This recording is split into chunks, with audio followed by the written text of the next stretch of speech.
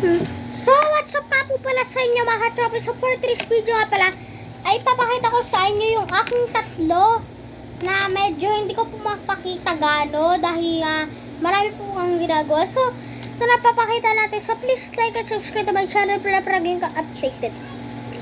Unang-una po dito ay itong sakramento ng Sacred Heart.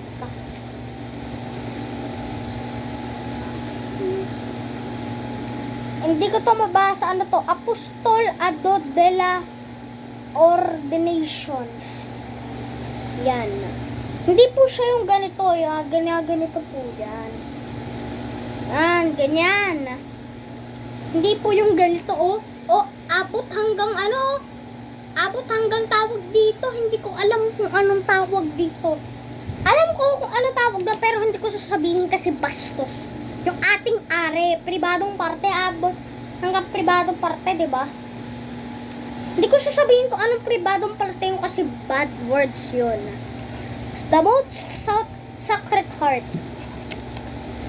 Ito naman po yung alay kay mahal na Nazareno.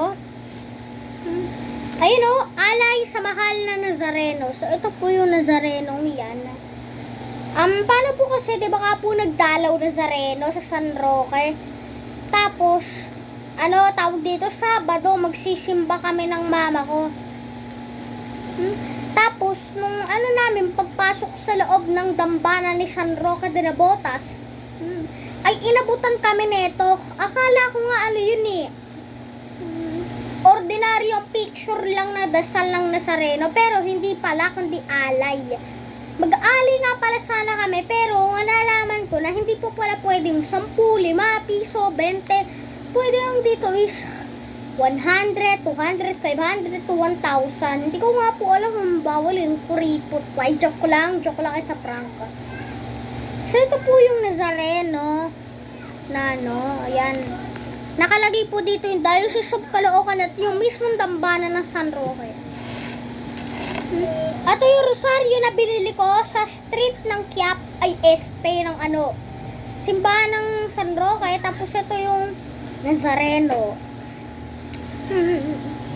Ito naman po yung mismong crucifix.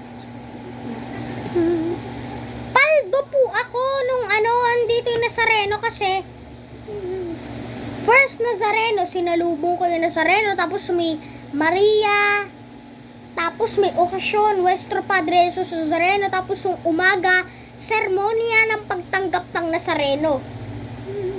Tapos, nagulat ako nung pagtingin ko sa taas. Uy, may kalapate na kulay white.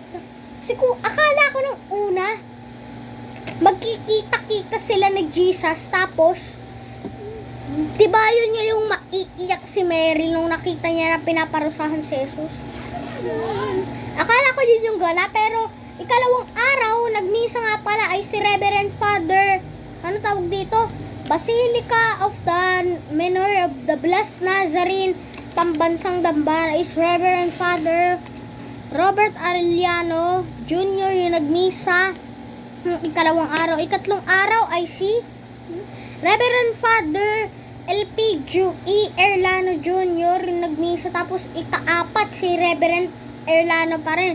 Ikalima, paalam si Reverend, di ko po alam kung ano pangalan nun, basta alam ko, hindi pa po yung pare, sa seminaryo pa lang, pero siya yung nagmisa. Tapos, dalawang, seminaryo, pare, si Reverend Father, si Reverend Father LPJ Elano din. Tapos, ito nga po yung nasa rosaryo nga din po pala niya.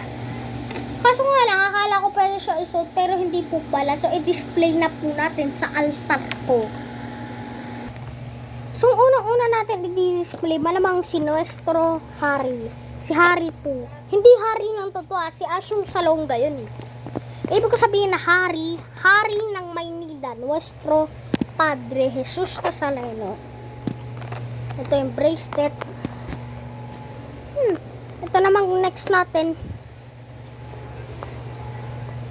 Yung Sacred Heart of Jesus. Teka lang po Hindi ko